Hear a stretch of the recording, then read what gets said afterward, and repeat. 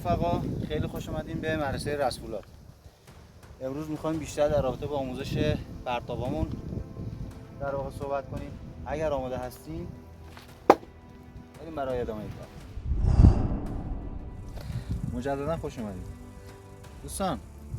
قبل از تمرینات پرتاب سعی کنین حتما یه سری تمرینات کششی رو انجام بدین، برای اینکه در دراز مدت وقتی پرتاب میکنید ممکن دچار گرفتگی عضله بشی یا رگ یا تامناتون کش بیاد و باعث آسیب بشه.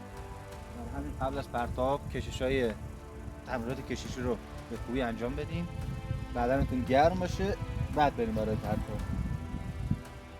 خب من کوتاه مختصر انجام دادم، ولی شما حداقل 20 دقیقه قبلش تمرین داشته باشید. دوستان هنگام پرتاب چاقو تحت هیچ عنوان عضلاتتون رو منقبض نکنید. دست نباید صفر باشه، باید خیلی شل و رها چاقو رو پرتاب کنید. در این صورت شما هم سرعت دست بالایی داری، یعنی اگر صفر و منقبض باشه دست کند میشه، اون سرعت دستت میاد پایین، ولی اگر شل و رها باشه سرعتش میره بالا. در حین پرتاب اون لحظه ای که چاقو میخواد از دستت رها بشه، در این لحظه یک لحظه دست منقبض میشه و اون انرژی رو از دستت منتقل میکنه به خود چاقو. در این صورت پرتاب پرقدرت در واقع. دوستان موضوع بعدی در رابطه با پرتاب اینه که ما چند حالت چرخش داریم در چاقو هنگام پرتاب.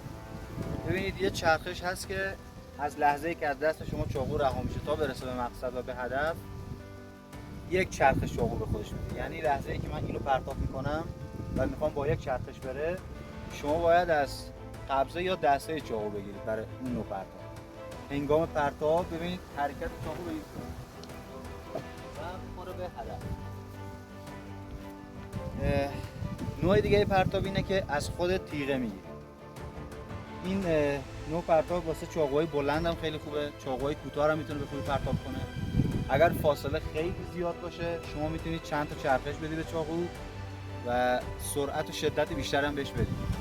وقتی چند تا چرخش به خودش بده شدت برخوردش بیشتر میشه، ولی در عوض دقت پرتاب میاد.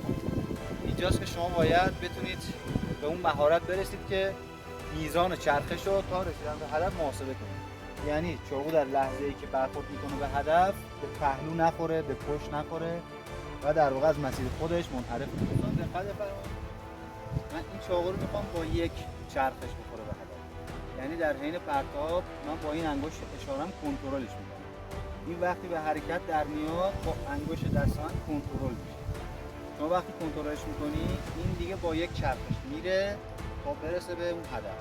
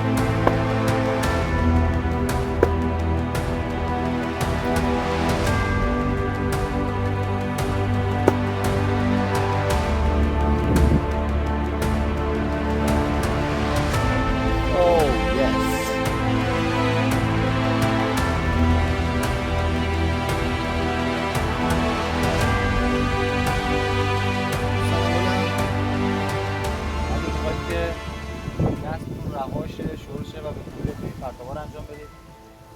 حتما یه دست واسه لایک بزنید، سابسکرایب کنید، به دوستاتون معرفی کنید. تمرین تمرین تمرین، تلاش، تمرین زیاد به این موفقیت میرسید.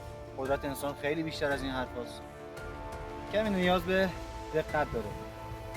با تمرین زیاد یه جایی که بی خطر باشه، آسیب به کسی نرسه، تحت هیچ عنوان سمت کسی این پرتاب انجام ندید، واقعا خطرناکه. و اینکه مراقب سلامتی خودتون هم باشید. سوالی چیزی هم اگر باشه برامون کامنت کنید، من در خدمتتون هستم.